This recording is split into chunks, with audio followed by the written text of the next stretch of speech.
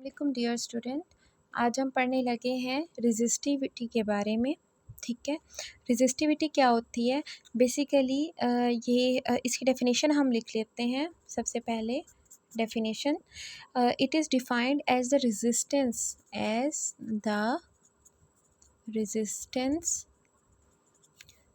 Resistance of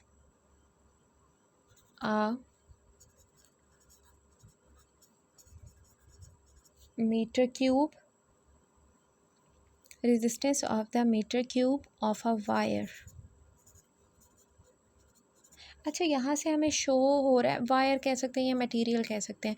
यहाँ से ना हमें एक बात पता चल रही है, basically metre cube of a wire यानी कि उसकी लेंथ के बारे में बात कर रहा है वो।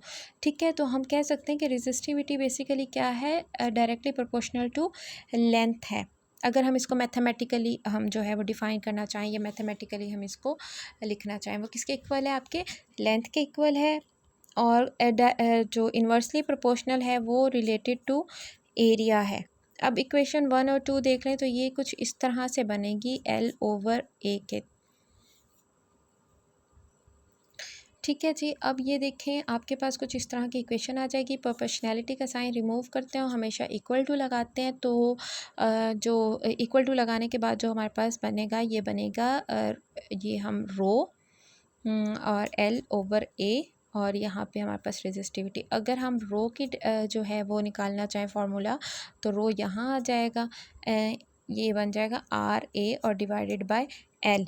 ठीक है, तो एक और डेफिनेशन हम जो है वो देख लेते हैं कि अगर जो है L हमारे पास L जो है वो हमारे पास 1 मीटर हो और एरिया जो है वो हमारे पास 1 मीटर स्क्वायर हो, तो जो ऊपर वाली इक्वेशन जो हमने ये इक्वेशन निकाली है ये क्या बन जाएगी?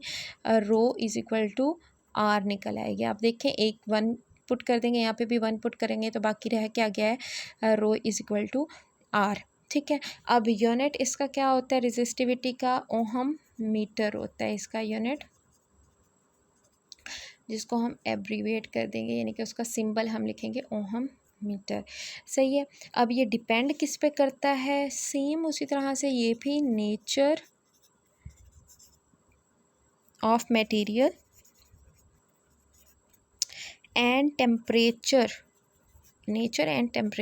Of material.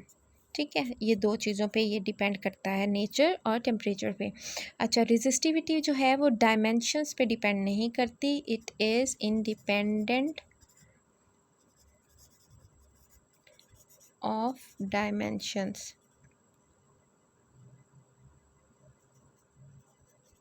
ठीक है, resistivity is independent of dimensions.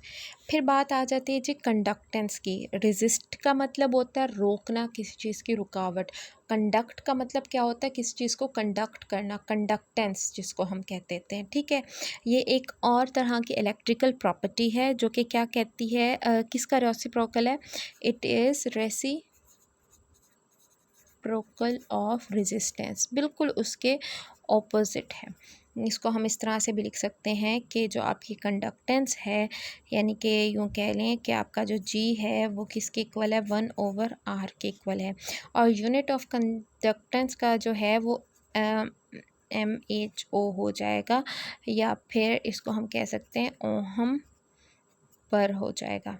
ठीक है, और इसको एक और यूनिट के नाम से भी हम प्रोनाउंस कर सकते हैं जो कि है आपका साइमंस। ठीक है, एस लिखते हैं उसको।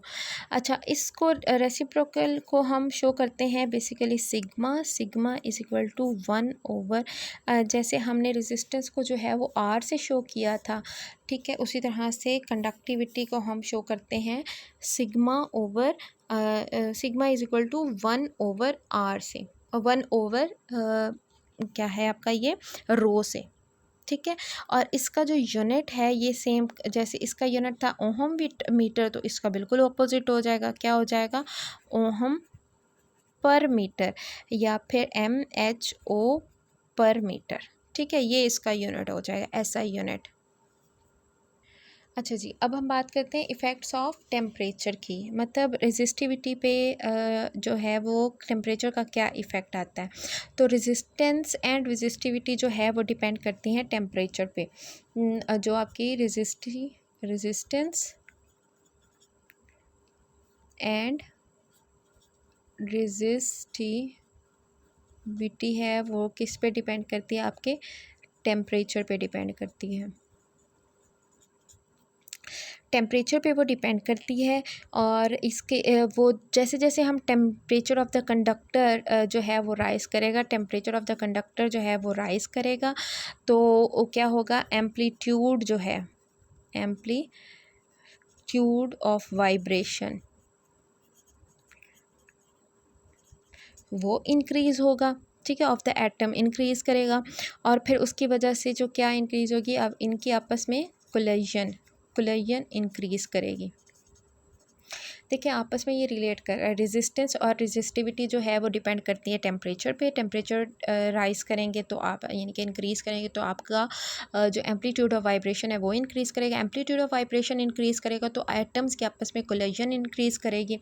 अब कोलिजन जो है वो ऑफ एटम जब वो इंक्रीज़ करेगी तो जितना एटम जो है वो आपका जो है वो क्या करेगा, कोलिजन की वजह से, फ्री इलेक्ट्रॉन्स की कोलिजन की वजह से उसकी जो रेजिस्टेंस है आपस में वो बढ़ जाएगी, ठीक है। तो ये इंक्रीज़ कर देगी आपकी कंडक्टर की रेजिस्टेंस ऑफ कंडक्टर, ठीक है, ये रेजिस्टेंस ऑफ द कंडक्टर को इंक्रीज़ कर देगा। अब आपने जो है वो एक बात का ध्यान रखना है कि it experimentally basically it is found that the change in the resistivity of metallic conductor with the temperature is linear considerable range below and above 0 degree, दोनों में डिफरेंस आ जाता है, ठीक है। तो इसका हम वेरिएशन का एक एक ग्राफ बना लेते हैं जो कि कुछ इस तरह से है। सपोज़ करें कि इस तरफ जो है वो -200 डिग्री है, ये हमारा 0 है, 200 का गैप ले लेते हैं,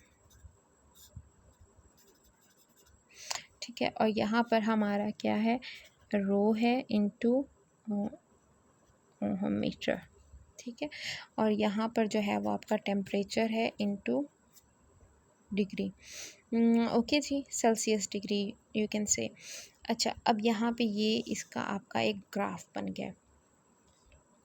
अब temperature coefficient of a resistance हमने फाइंड करनी है। सबसे पहले तो आपको पता होना चाहिए, temperature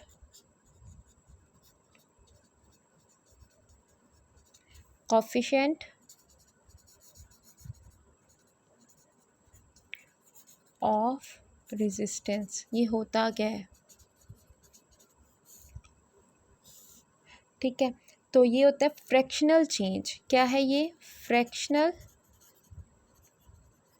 change, it is a fractional change of change in resistance, fractional change in resistance of a substance per Kelvin, ठीक है।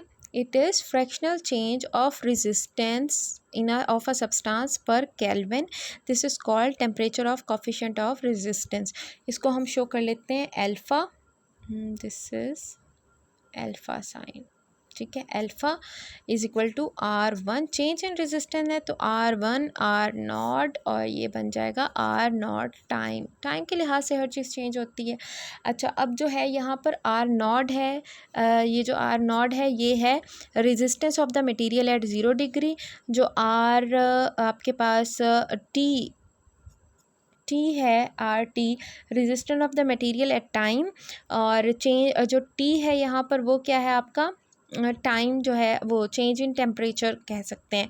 और अल्फ़ा जो है वो आपका क्या है, टेम्परेचर कोफिशिएंट है, ठीक है जी। अब हम इसको फाइंड आउट कर लेते हैं, ये आया कैसे कि आपको पता है आपकी रेजिस्टेंस जो होती है वो डायरेक्ट इक्वल टू होती है रो L ओवर ए के। और अगर हम RT की बात कर लें तो ये बन जाएगा रो TL ओवर ए, और R0 की बात कर लें तो R0 एल इज़ ये क्या आ जाएगा आपके पास, R naught is equal to rho R naught L over ए।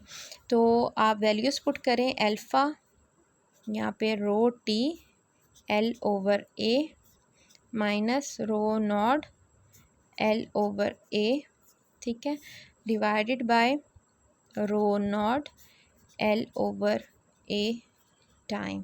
ये सारे जो एल ओवर ए हैं ये आपस में कैंसिल आउट हो जाएंगे, तो आपके पास जो बच जाएगा वो बनेगा rho T minus rho not और ये रो नॉट का टी, ठीक है। अब यहाँ पर अल्फ़ा आपके पास थर्मल कॉफिशेंट है, रो नॉट जो है वो आपके पास एट 0 डिग्री है, रो टी जो है वो एट टेम्परेचर टी है, और टी क्या है आपके पास, चेंज इन टेम्परेचर है।